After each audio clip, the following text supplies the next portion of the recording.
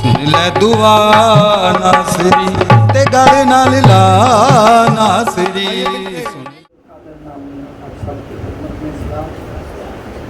آپ سب کو یہاں دیکھ کر بہت خوش ہوئی، یقیناً آپ بھی ہوں گے خوش ہیں۔ Hallelujah hallelujah hallelujah. کلام مقدس میں لکھا ہے آنکھ بدن کا چراغ ہے، آنکھ بدن کا چراغ ہے، اور جو چراغ ہوتا ہے وہ روشنی دیتا ہے۔ جس طرح چراغ روشن ہوتا ہے تو ہر طرف اس کی روشنی ہوتی ہے تاکہ ہر چیز واضح نظر آئے، اسی طرح جس کی آنکھیں صحیح کام کرتی ہیں وہ اس کا بدن بھی پورا روشن رہتا ہے اور ہر طرح کی برائی سے بچا رہتا ہے۔ جب خدا نے موسیٰ سے بات کی، اس کو 10 احکام دیے، تو وہاں پہ خدا نے آخری حکم جو دیا وہ اس بدن کے چراغ کے متعلق تھا۔ اس میں کیا لکھا تھا کہ تو اپنے پڑوسی کی کسی چیز کا لالچ نہ کرنا اور نہ ہی اس کی بیوی کا یا گھر کی کسی چیز کا لالچ کرنا۔ میں چاہتا ہوں پڑھا جائے خروج 20 باب اس کی 17ویں آیت۔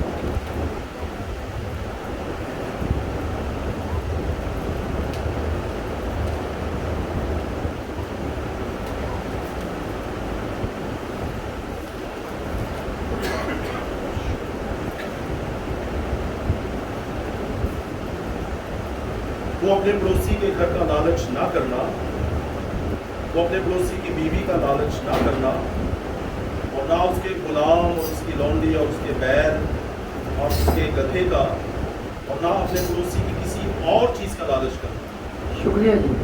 اپنے پڑوسی کی کسی چیز کا لالچ نہ کرنا، بالخصوص کیا بولا ہے کہ اس کی بیوی کا بھی ذکر ہے، اس کی بیوی کا لالچ نہ کرنا، یعنی تیرے بدن کا چراغ روشن رہے۔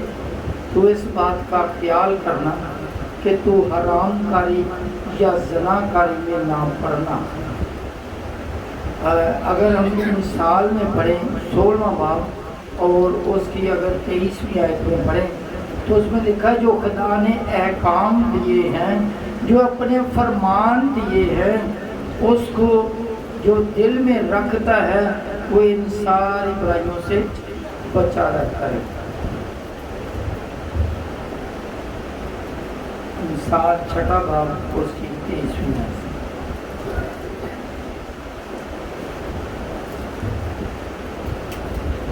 کیونکہ فرمان چراغ ہے اور تعلیم نور، اور تربیت کی ملامت حیات کی راہ۔ ٹھیک ہے جی۔ تاکہ یہ اس لیے ہے سب کچھ تاکہ تجھ کو بری عورت سے بچائے، یعنی بیگانہ عورت کی زبان کی چاپلوسی سے، تو اپنے دل میں اس کے حسن پر عاشق نہ ہو اور وہ تجھ کو اپنی پلکوں سے شکار نہ کرے،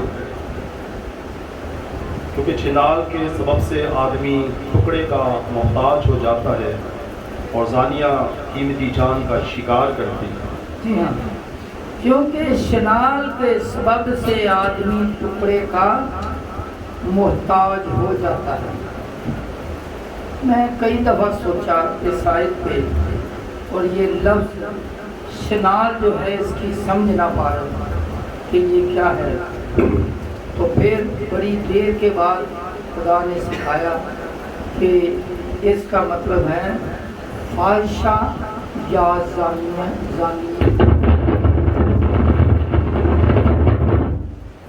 فاحشہ یا زانی عورت۔ ٹھیک ہے، میرا خیال ہے شاید کسی نے پنجابی لفظ بھی سنا ہو، پنجابی میں شاید ایسی عورت جو اس طرح کی برائی میں پڑی ہو اس کو میرا خیال شاید लोग बुरा लफ्ज़ देते हैं, शनार बोलते हैं, तो ये लफ्ज़ शनार से ही निकला। जी हाँ, आगे पढ़िए। लिखा है कि आदमी टुकड़े टुकड़े का मोहताज हो जाता है। बड़े बड़े अमीर आदमी जब इस बदकारी में बुरी रवश में पड़ जाते हैं तो वो टुकड़े टुकड़े के मोहताज हो जाते हैं। और कलाम मुक़द्दस में लिखा है कि ज़ानिया कीमती जान का शिकार करती है, छोटी जान का नहीं करती, बड़ी कीमती जान का शिकार करती है। पढ़िएगा। क्या मुमकिन है कि आदमी अपने सीना में आग रखे और उसके कपड़े ना चले? जी, ऐसा हो ही नहीं सकता। या कोई अंगारों पर चले और उसके पाँव ना झुलसे? ठीक है। वो भी ऐसा है जो अपने पड़ोसी की बीवी के पास जाता है, जो कोई उसे छुए बेसजा ना रहेगा। जो कोई उसे छुए बेसजा ना रहेगा, लाजमी है कि उसको सजा मिले। 32वीं आयत। जो किसी औरत से जिना करता है वो बेअक्ल है। जी, वही ऐसा करता है जो अपनी जान को हलाक करना चाहता है। जी हाँ, वो ही करता है जो अपनी जान को हलाक करना चाहता है। वो जख्म और जिल्लत उठाएगा और उसकी रसवाई कभी ना मिटेगी। 34वीं आयत। क्योंकि गैरत से आदमी गजबनाक होता है। जी हाँ, क्योंकि ये गैरत का मामला है तो गैरत से आदमी क्या होता है? गजबनाक होता है। और वो इंतकाम के दिन नहीं छोड़ेगा। जी, इंतकाम के दिन वो नहीं छोड़ेगा। जिसकी इज्जत पे हर्फ आता है वो इंतकाम के दिन नहीं छोड़ता। क्या ये ऐसे ही लिखा है? ये इसका कोई खास मकसद है?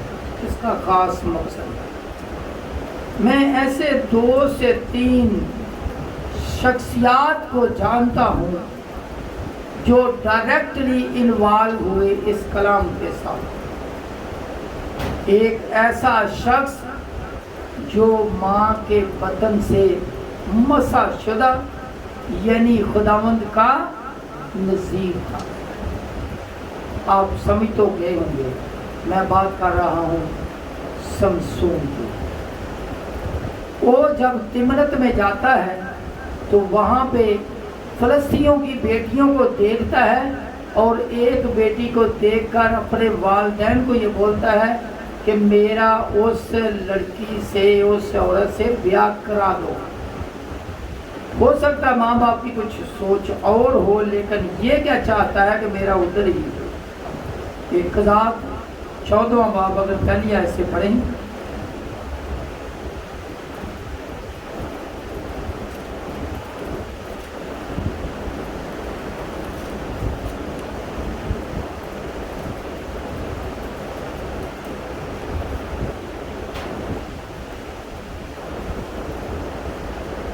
और समसून तिमरत को गया और तिमरत में उसने फ़लस्तीनियों की बेटियों में से एक औरत देखी। जी, और उसने आकर अपने माँ बाप से कहा, मैंने फ़लस्तीनियों की बेटियों में से तिमरत में एक औरत देखी है। ये फ़लस्तीनियों की बेटी ये क्यों लिखा है?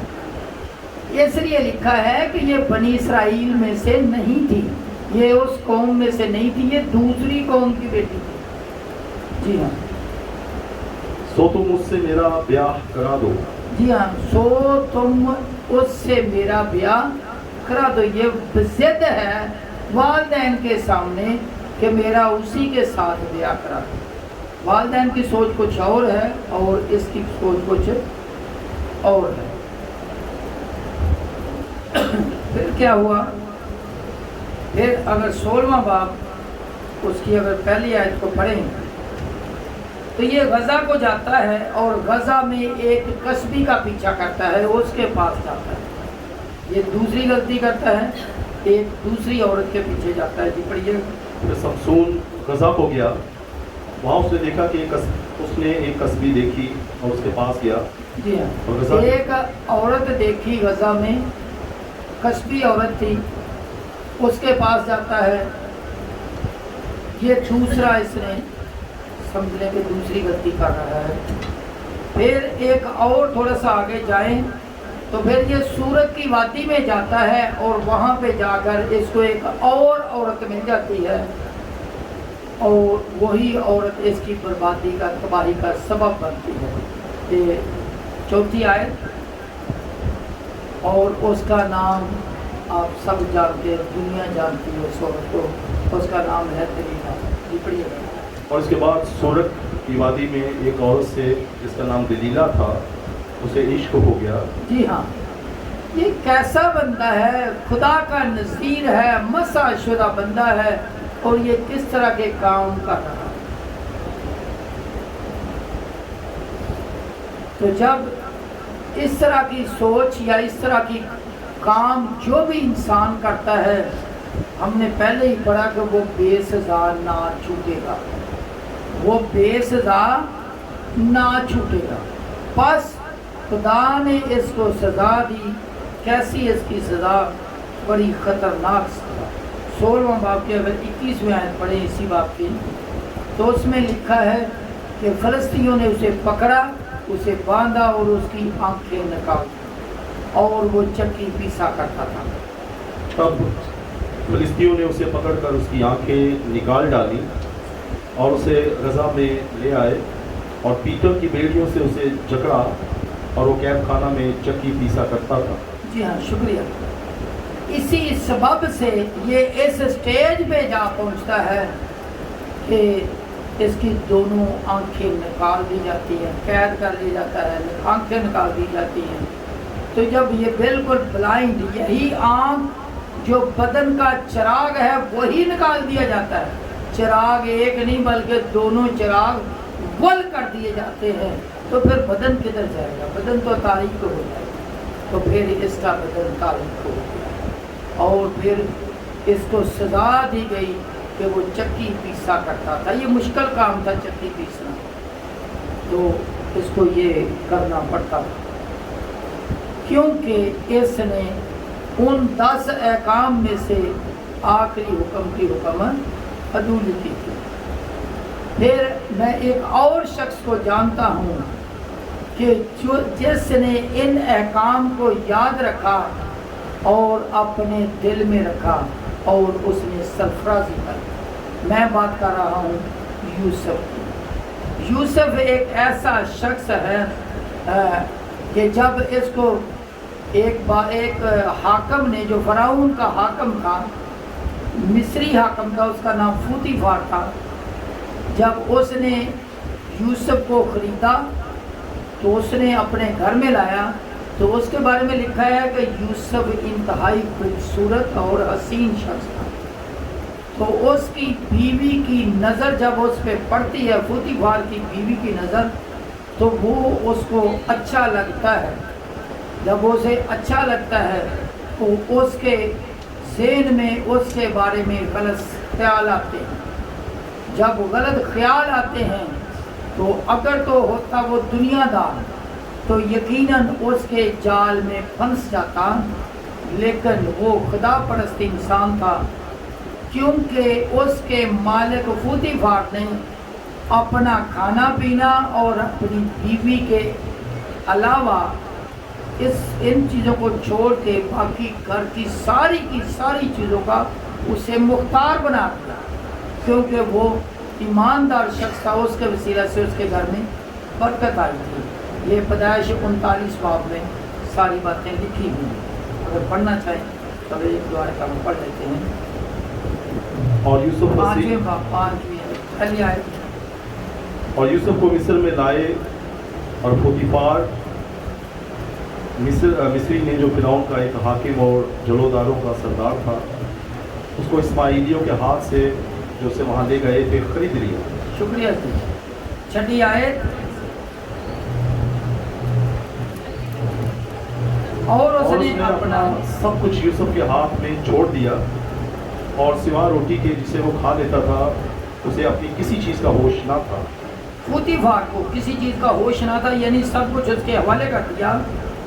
اور یوسف خوبصورت اور حسین تھا۔ ان باتوں کے بعد یوں ہوا کہ اس کے آقا کی بیوی کی آنکھ یوسف پر لگی، اور اس نے اس سے کہا کہ میرے ساتھ ہم بستر ہو۔ یہ کتنی غلط حرکت پہ یہ تلی ہوئی ہے لیکن اس نے انکار کیا اور اپنے آقا کی بیوی سے کہا کہ دیکھ میرے آقا کو خبر بھی نہیں کہ اس گھر میں میرے پاس کیا کیا ہے، اور اس نے اپنا سب کچھ میرے ہاتھ میں چھوڑ دیا ہے، اور اس گھر میں مجھ سے بڑا کوئی نہیں، اور اس نے تیرے سوا کوئی چیز مجھ سے باز نہیں رکھی کیونکہ تو اس کی بیوی ہے، تو بھلا میں کیوں ایسی بڑی بدی کروں اور خدا کا گناہ گار ہوں۔ کیسی بڑی بات ہے، یہ ہے ایمانداری کی بات، یہ ہے خدا کا خوف رکھنے کی بات۔ میں ایسی بڑی بدی کیوں کروں اور خدا کا گنہگار ٹھہروں؟ اس کا مطلب یہ حرکت صرف بدی نہیں بلکہ یہ بڑی بدی ہے۔ کتنی کیسی بدی ہے؟ بڑی بدی ہے۔ اور اس نے اپنے آپ کو کیا کیا؟ اس سے بچایا جی۔ اور ایسا ہوا کہ اس عورت نے پھر بھی اس کا پیچھا نہ چھوڑا اور اس کو پکڑنے کے لیے اس کے کپڑے پکڑے۔ وہ جب بھاگا، اس کو پتہ چل گیا کہ اس کی نیت ٹھیک نہیں، تو وہ بھاگا۔ جب وہ بھاگا تو اس کا کپڑے پیچھے سے اس نے پکڑ لیے، تو کپڑے اس کے ہاتھ میں رہ گئے۔ تو کیا ہوا؟ اس کا پیراہن لکھا، پیراہن جو ہے اس کے ہاتھ میں رہ گیا، اور اس نے اپنے آپ کو اس گناہ سے بچا لیا۔ اور اس کا رزلٹ کیا نکلا؟ جب وہ سمجھتا ہے کہ یہ برائی ہے، یہ گناہ ہے، تو بولتا ہے کہ میں اپنے خدا کے سامنے اتنی بڑی بدی کیوں کروں؟ اور اس کا ایک بہت بڑا رزلٹ نکلتا ہے کہ میں یہ سمجھتا ہوں کہ اگر وہ پوتیفار کی بیوی، یوسف پوتیفار کی بیوی کے ساتھ ایگری ہو جاتا، تو ہو سکتا ہے اگلے آنے والے وقت میں وہ دونوں مل کر پوتیفار کو قتل کر دیتے، اور جو یوسف تھا وہ پوتیفار کے گھر کا مالک بن جاتا، کیونکہ بیوی تو پہلے ہی رضامند تھی، ایگری تھی، ایسا ہی ہونا تھا۔ لیکن جب وہ اس کو قتل کرتے تھے، کیا وہ بچ جاتے دونوں؟ نہیں، یقیناً قید میں جاتے تھے۔ تو جب خدا نے اس کو اس برائی سے بچایا، تو کیا ہوا؟ خدا نے اس کو صرف اس کا گھر نہیں دیا، بلکہ اسے پورے مصر پر حاکم ٹھہرایا۔ خدا کا شکر، اس کی تعریف، اس کی تعظیم۔ میں چاہتا ہوں کہ 41واں باب کی 41ویں آیت پڑھی جائے۔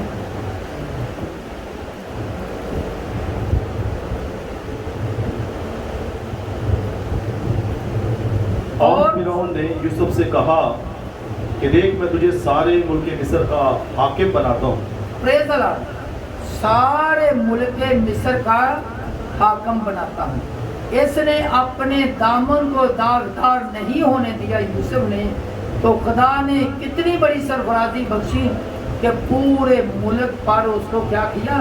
سرفراز کیا اور حاکم بنا دیا۔ پریز اللہ، جو اپنے آپ کو ایسی برائی سے بچاتے ہیں، خدا انہیں سرفراز کرتا ہے۔ خدا کا شکر، اس کی تعریف، اس کی تعظیم۔ ایک اور شخص کو جانتا ہوں کہ جس نے بدی کی، گناہ کی اپنی زندگی میں، اسی طرح کے گناہ کا مرتکب ہوا، اور جب اس نے خدا کے سامنے گریہزاری کی تو خدا نے اسے معاف کر دیا۔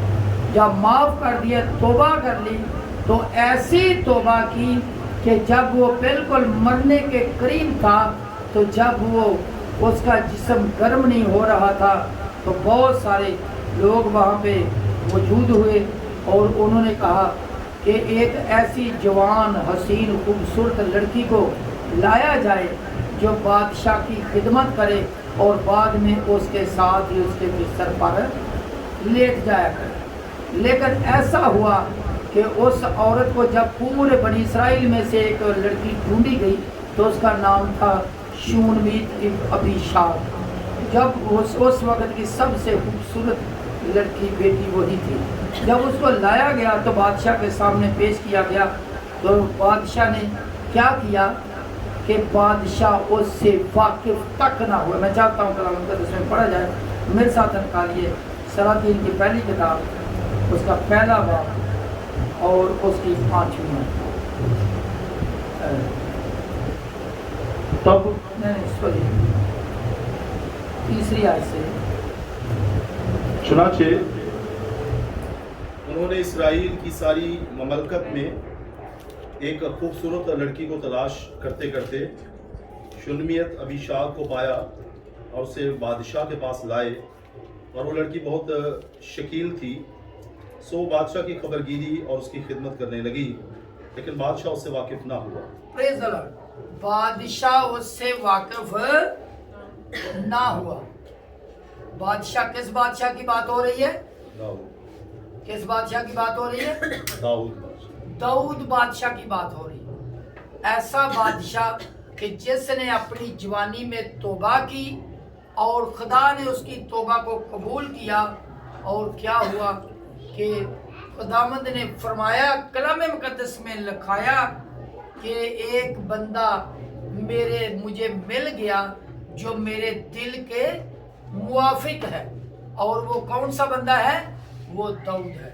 جو ایسی برائی سے بچتے ہیں خدا انہیں اپنے دل کے موافق سمجھتا ہے۔ خدا کا شکر، اس کی تعریف، اس کی تعظیم ہو کہ جو خداوند کے ساتھ چلتے ہیں خداوند انہیں بچنے کی بھی توفیق بخشتا ہے اور سرفراز بھی کرتا ہے۔